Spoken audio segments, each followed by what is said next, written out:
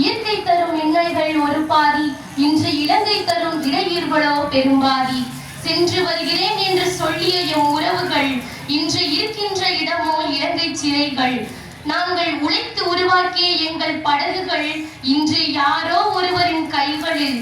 கடல் எங்கள் தாய் என்றால் படகு என்பது தாயோடு எங்களை இணைக்கும் தொப்பில் கொடிதானே. காலனியை கூட கலர்ச்சி விட்டுதான் படகில் ஏறுவோம். மற்றவர்கள் நினைப்பார்கள், என்னையா வெறும் மரக்கட்டையாலான படகுதானே என்று. ஆனால் ஒவ்வொரு இரவும் பகலும் காற்றையும் கடலையும் புயலையும் எதிர்கொண்ட எம் மீனவ நெஞ்சங்களுக்கு தெரியும், அது வெறும் மரமல்ல, எங்கள் ஒட்டுமொத்த உழைப்பின் வரம் என்று. குருவி கூடு வெட்டுவதைப் போல சிறுக சிறுக சேமித்து உருவாக்கிய எம் படகுகள் இன்று யாரோ ஒருவனின் பூட்கால்களால் அழுத்தப்படுகிறது. கள்வன் வீட்டை கொள்ளையிடுவது போல எம் படகுகளும் அதில் உள்ள பொருட்கள் யாவும் இலங்கை அரசு என்னும் கள்வனால் கொள்ளையிடப்படுகிறது. 10 வயதிலே ஆரம்பிக்கிறது எங்கள் மீனவ மக்களின் போராட்டம். தன் வீட்டிற்காக, தன் தங்கைக்காக, தன் தம்பிக்காக தொடங்கியது இந்த ஓட்டம். ஓடி ஓடி உழைத்து இன்று கைகளில் ரேகை தேய்ந்து முடிகள் நிறைத்து இருக்கிறான் இலங்கை சிறைகளில் ஒரு அடிமையைப் போல. 4 சுவர்களில் அடக்கியது என் தந்தையை மட்டுமல்ல, நாளை வழி பிறக்கும், நாளை நலமாய் இருப்போம், நாளை நன்றாய் இருப்போம் என்று எண்ணி இருந்த எங்கள் நம்பிக்கையும் தான்.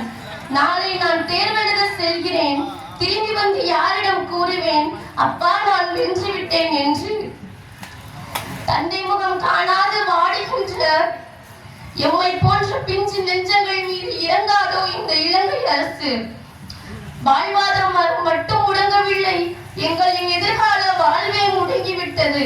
கண்ணீரோடு நாங்கள் இங்கு கதறி கொண்டிருக்க இலங்கை அரசு மீண்டும் மீண்டும் எங்கள் மீனவர்களை பிடித்துக் கொண்டிருக்க மத்திய அரசோ மாநில அரசோ முயற்சி செய்யாதா எங்கள் உறவுகளை மீட்டெடுக்க? என்ன தவறு செய்தோம் நாங்கள்? இந்த மண்ணில் பிறந்ததா அல்ல மீன் பிடிக்க சென்றதா? படைகளிடத்த எங்கள் கரங்களை இன்று விலங்கு போட்டு அழைக்கிறீர்கள். இலங்கை அரசே, உங்கள் சட்டம் சொல்வது நியாயமா? வீட்டில் ஒருவேளை உழைக்க வந்தவனுக்கு இன்று 1 கோடி ரூபாய் அபராதம்.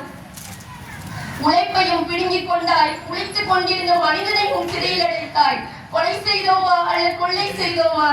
ஏன் எங்கள் ஏழை மீனவர்களை தாக்குகிறது உங்கள் சட்டம்? நாங்கள் உங்களிடம் நீதி கேட்கவில்லை, எங்களுக்கான நீதியைத்தான் கேட்கிறோம். முற்று வருமா எங்களின் இன்னல்களுக்கு? நியாயம் பெறுவோமா எங்கள் மீனவ மக்களுக்கு? ஆட்சியில் அமர்ந்திருக்கும் அதிகாரிகளே, இறுதியாக உங்களிடம் ஒரு வேண்டுகோள். எங்கள் படகையும் எங்கள் மீனவ உறவுகளையும் மீட்டு